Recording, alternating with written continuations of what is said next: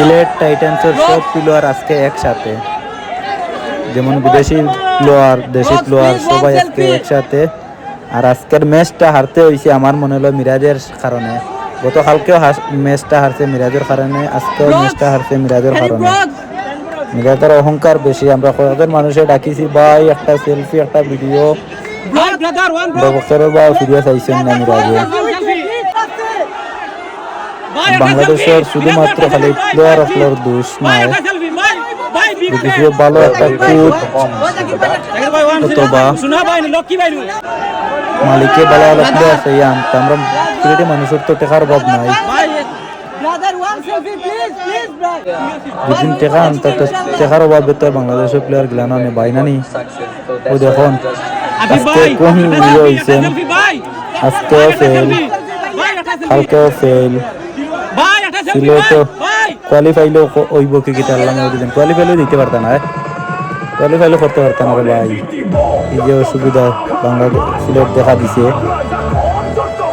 আজকে, খালি আইরা আর যাইরা আইরা আর যাইরা। 5 ওভারের ভিতরে সব শেষ। বিদেশি প্লেয়ার, ইংল্যান্ডের প্লেয়ার দেখো না ভাই, এবারে ডিমর মতন সাদা, এবারে মনে হলো ডিম ডিম একটা ডিমর মতন একটা সুন্দর। আফিফ, আফিফ ভাই একটা সেলফি, ভাই একটা সেলফি। আফিফ ভাই, আফিফ ভাই একটা সেলফি। বুয়া বুয়া বুয়া।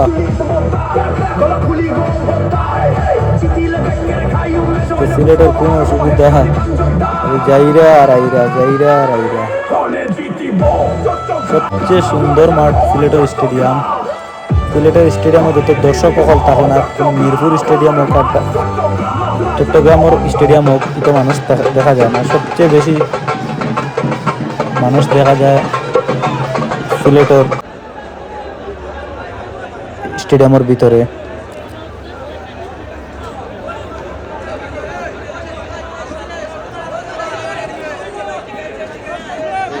সবচেয়ে বেশি কপাল ফুটাইলাম গিয়া আমি যেদিন খেলা দেখা যায় ওই দিন সিলেট ফেল হই।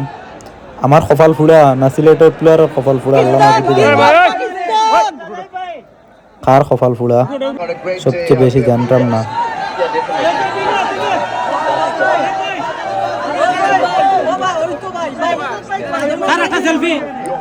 সবাই শেষ পর্যন্ত দেখবা, আর দেখা যদি ভালো লাগে তাহলে আমার ভিডিওটা শেয়ার করে দিবা। সিলেটের সবাই একসাথে প্লেয়ার হল আজকে, তোমরা বন্ধু করলাম আমি।